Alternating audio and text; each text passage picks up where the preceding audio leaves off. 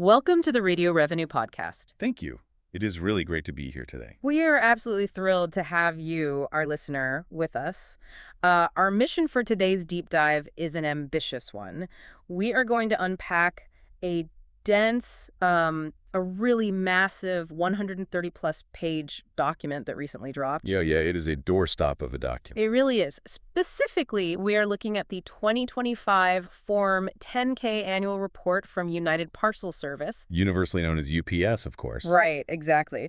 Now, looking at this beast of a report, it would be easy to just get lost in the weeds. It is certainly a substantial piece of reading. I mean, there are endless tables of financial data. Standard corporate boilerplate everywhere. Exactly. But if you look past all that, hidden right inside those risk disclosures and strategic summaries is a truly compelling story. It's a story about a sweeping, fundamental corporate transformation. And to kick things off, I want to pose a slightly surprising scenario to you, our listener. Imagine you are the one running this logistics empire. A 119-year-old empire, mind you. Right. You are generating over $88 billion a year. You are delivering something to the tune of 5.2 billion packages annually. Which is just an unimaginable scale. It is. So you want to grow, you want to increase your profit margins, and you want to secure the future of the company against emerging tech disruptors. What is your very first move? You would think it involves acquiring new customers, right? You would think so. But if you are UPS in 2025, you do something that sounds completely counterintuitive. You intentionally tell your single biggest customer to ship less volume with you. It really does sound backward when you first hear it. It sounds like corporate sabotage. Right, because you usually don't grow a business by turning away your most frequent buyer. Yeah. But the context here is everything. To set the stage for you, we need to look at the sheer scale of UPS's operations as they stand today. Let's hear the numbers. In 2025, UPS was delivering an average of 20.8 million packages every single day. Every single day. That is wild. And that activity resulted in $88.7 billion in total consolidated revenue for the year. Yet, despite those staggering numbers, they are in the middle of what you can really only call a profound structural pivot. A total shift in philosophy. Exactly. Throughout today's deep dive, we are going to explore exactly how UPS is reshaping its entire global network. They are making a very calculated decision to prioritize profit margins over sheer volume. Quality over quantity. Precisely. And as we will see, they are betting heavily on complex healthcare logistics and cutting-edge technology to replace the volume they are intentionally leaving behind. Okay, let's unpack this. Because the most shocking detail from this entire 10K report is unequivocally the deliberate reduction of volume from their largest customer, Amazon.com. Amazon. The document lays out a very specific strategy here. UPS is actively working to cut Amazon volume by more than 50% by June 2026. And that is compared to their 2024 levels, just to be clear. Right. And just to give you, the listener, an idea of how big a chunk of the pie that is, even with the reductions already taking place, Amazon still accounted for 10.6% of UPS's consolidated revenues in 2025. That is nearly $9 billion. Yes.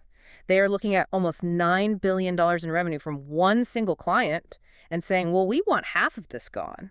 It takes nerves of steel to do that. How do you even justify walking away from billions of dollars in guaranteed revenue? It requires a lot of discipline. And when you look at the immediate impact of this strategy in 2025, you can see the initial sting of that decision. It wasn't painless. The Band-Aid got ripped off? It did.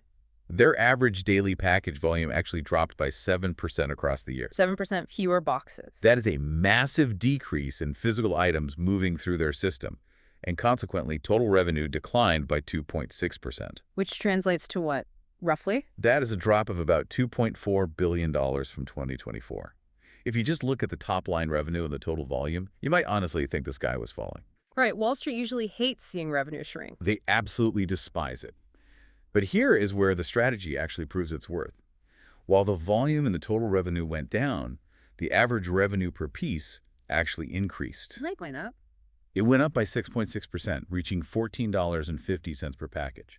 So, if I am understanding this correctly, they are moving fewer boxes overall, but making significantly more money on the specific boxes they do keep in the system. You hit the nail on the head. If we connect this to the bigger picture, this is a textbook example of improving what business strategists call revenue quality. Revenue quality. Right. It is not just about how much money is coming in the door. It is about how profitable that revenue is. Think about that for a second. By doing less physical work, moving fewer boxes, putting less wear and tear on their trucks, and using less fuel, they practically gave themselves a raise of almost $1 on every single package that stayed in their network. That really is the definition of working smarter, not harder. It is, and this is actually a profound lesson that you can apply to your own professional life or business. Oh, absolutely. Sometimes, to build a healthier, more sustainable operation, you have to make the difficult choice to fire, or at least heavily reduce your reliance on your biggest client. Especially if that client demands the lowest margins. Exactly. If they demand the lowest prices, require immense infrastructure just to support their sheer scale, and eat up all your capacity, they might actually be holding you back from much more lucrative opportunities. So by shedding that low margin freight, UPS is basically freeing up space in its network for higher yielding volume. That is the entire philosophy in a nutshell. I understand the math on paper, I really do. But turning away that much volume has to create some logistical nightmares in the real world. Oh, it does. It is not a clean process. Because you cannot just cut millions of packages out of a global network without fundamentally changing the physical infrastructure that supports it. Right, the network was built for a certain capacity. Exactly. If you have fewer boxes, you have empty delivery trucks. Nature abhors a vacuum, and so does a logistics network. You end up with warehouses running below capacity. The ripple effect of shedding this volume must be incredibly disruptive to their daily operations. It is incredibly disruptive. And the hard numbers in the 10K really illustrate the human and the structural cost of this pivot. UPS has wrapped this under what they call their network reconfiguration and efficiency reimagined initiatives. That is a very corporate way of saying they are cutting things. It is. Essentially, because they are moving less volume, they have what are known as stranded costs. Could you define what a stranded cost looks like in this context? Sure. A stranded cost is a physical asset. Think of a sorting facility or a massive conveyor belt system.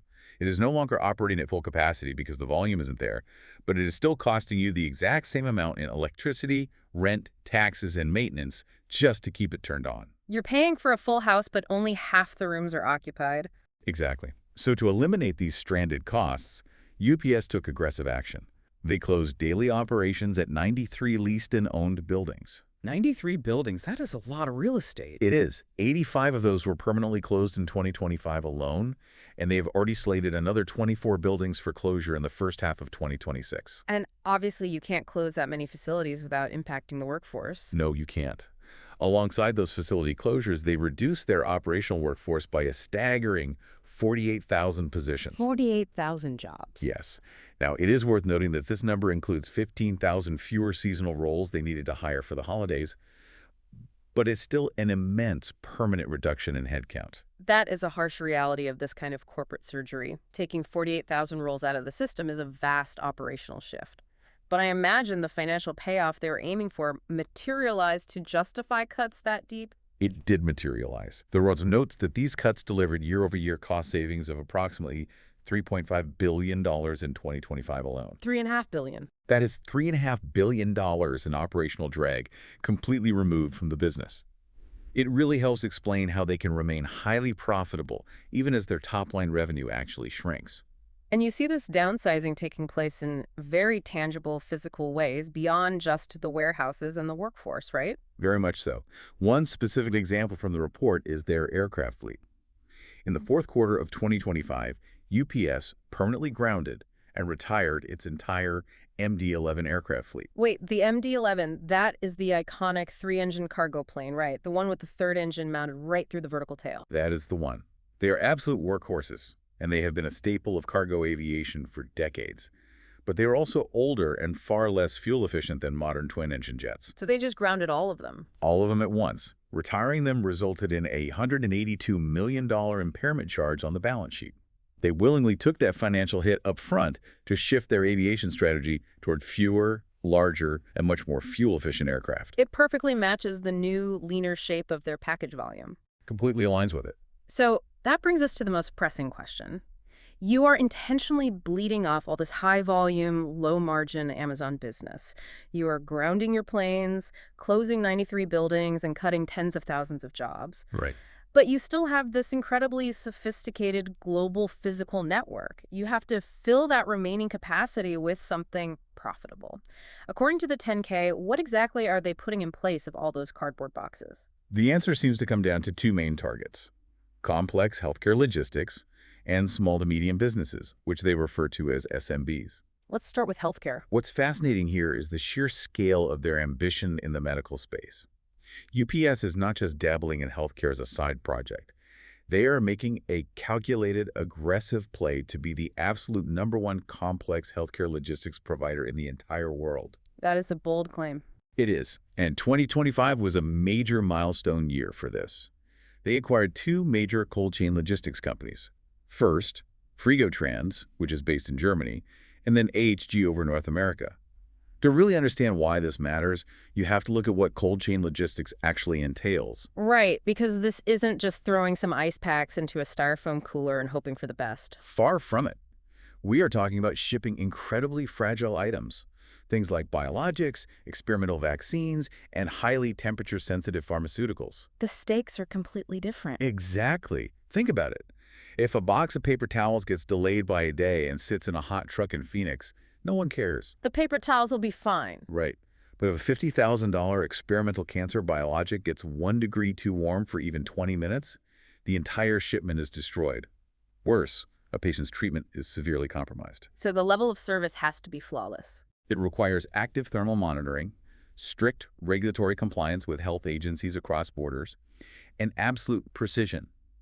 And because the stakes are so high, the profit margins on these shipments are astronomical compared to standard retail freight. That makes sense. Because of this strategic push, their global healthcare portfolio generated over $11 billion in revenue in 2025. $11 billion just from healthcare. It makes complete sense when you frame it like that. You swap out a cardboard box filled with cheap plastic toys that yields pennies in profit, and you replace it with a temperature-controlled shipment of life-saving medicine that yields a premium margin. Exactly. And alongside healthcare, they are aggressively targeting those small and medium businesses you mentioned.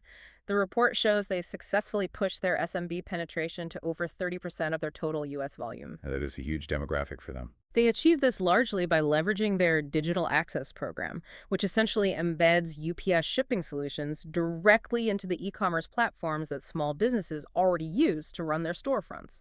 So they capture the business seamlessly. And that digital integration is a perfect segue into the broader technological shift happening at the company. UPS refers to this in the 10K as their innovation-driven strategy. Yeah. The core concept is moving their operations from what was historically a scanning network to what they now call a sensing network. A sensing network. What is the practical difference between those two? Okay, so historically, a package only existed in a logistics system when a human being physically picked it up, found the barcode, and pulled the trigger on a handheld scanner. Right, that scans it into the facility. Exactly. That is a scanning network. It relies on manual human action. Now, they have installed RFID readers radio frequency identification across their U.S. package delivery cars. They also rolled out RFID embedded labels to 5,500 UPS store locations. So the label itself has a chip in it. Yes. With RFID, the truck just inherently knows what is inside it. The packages are effectively broadcasting their location automatically. The network senses where everything is in real time without any manual human intervention at all. That is incredible. It optimizes efficiency, reduces misloads where a package ends up on the wrong truck, and improves asset utilization on a scale that was just impossible a few years ago. Here's where it gets really interesting, though. You cannot build a predictive sensing network like that without artificial intelligence to process all that incoming signal data. You need massive computing power. Exactly. UPS is aggressively using AI to optimize their routing, manage their network flow, and support complex decision-making. But, and this is a glaring warning in the document, they explicitly caution their investors in the risk factor section of the 10K about the dark side of this technology. The cyber risks. Yes. They point out that AI introduces immense enterprise-level cybersecurity risks. Why? Because to make an AI model effective at routing millions of packages, you have to feed it immense volumes of sensitive, proprietary data. The report is very clear on this vulnerability. The rapid evolution and adoption of AI technologies intensify their exposure significantly. It is a massive target for hackers. If those AI systems are compromised by cyber attacks or unauthorized access, it could lead to severe data breaches Hmm? or the loss of their proprietary routing algorithms, which are essentially the crown jewels of the company. And it isn't just about data theft, right? No, they note that relying on AI for internal physical functions introduces a totally new kind of operational vulnerability. If the underlying data is flawed, or if a bad actor actually manages to poison the AI model, the AI could produce inaccurate routing outcomes. Give me an example of what that would look like in the real world. Imagine if a compromised algorithm suddenly decides to route all Florida-bound medical supplies through a single, already overwhelmed facility in Seattle. It would be chaos. It could literally gridlock portions of their physical network. It is a double-edged sword. The technology required to maximize their profit margins is the exact same technology that exponentially increases their digital threat surface. That has to be keeping whoever runs their IT department awake at night. Now, as sleek as this whole revenue quality and sensing network pivot sounds, 2025 was not without its missteps. No, it was a rocky year in a few areas. Not everything went smoothly. The report shows that their operating margin actually dropped slightly, going from 9.3% in 2024 down to 8.9% in 2025. It turns out one of the biggest culprits was a service they call Groundsaver. Which was formerly known as SurePost. Right. They decided to insource this economy service, meaning they took full control of the final mile delivery. This really highlights a classic logistics dilemma.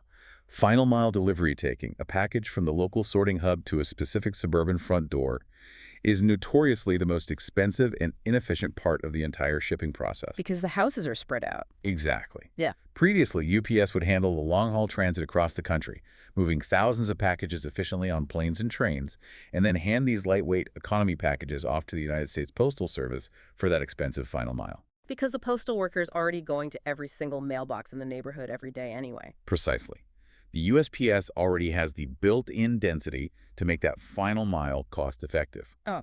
But starting in January 2025, UPS decided to handle it themselves. They wanted to gain more operational control and keep that entire revenue stream in-house. And how did that work out? The fallout was immediate. Paying a UPS driver to drive a dedicated delivery truck 3 miles out of their way just to drop off one lightweight, low-margin package spiked their pickup and delivery costs significantly. It completely erased the profit. It directly pressured their U.S. domestic operating profit. They realized the math simply wasn't working in their favor, so they had to initiate a very rapid course correction. They swallowed their pride. They did. By December of 2025, they signed a brand new deal with the USPS to essentially hand back a portion of those final mile deliveries for Groundsaver and Mail Innovations starting in 2026. It was a costly experiment that they quickly had to unwind. And their challenges weren't just limited to domestic hurdles. They faced some serious global headwinds, too. You can have the most efficient sensing network in the world, but if global trade policies change overnight, you are going to take a hit. That is precisely what happened in their international package segment.